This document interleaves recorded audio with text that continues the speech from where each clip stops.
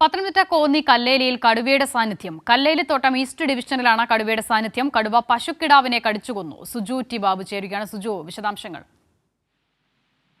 അസിത, ഇന്ന് വെളുപ്പിനെയാണ് കടുവയുടെ സാന്നിധ്യം ഉണ്ടായത് തോട്ടം തൊഴിലാളികൾ പറയുന്നത്. അവർ പുലർച്ചെ ടാപ്പിംഗ് തൊഴിലിന് ജോലിക്ക് പോകുന്ന ആളുകളാണ്. പുലർച്ചെ 2 മണിയോട് കൂടി തന്നെ ഈ കടുവയുടെ ശബ്ദം കേട്ടു എന്നാണ് പറയുന്നത്. പിന്നീട് അവർ രാവിലെ ആയപ്പോൾ ഈ സരസ്വതി എന്ന് പറയുന്ന ഒരു വീട്ടുടമസ്ഥയുടെ വീട്ടിലെ പശുക്കിടാവിനെ കടുവ കടിച്ചു കൊന്ന രീതിയിലാണ് കണ്ടിരിക്കുന്നത്.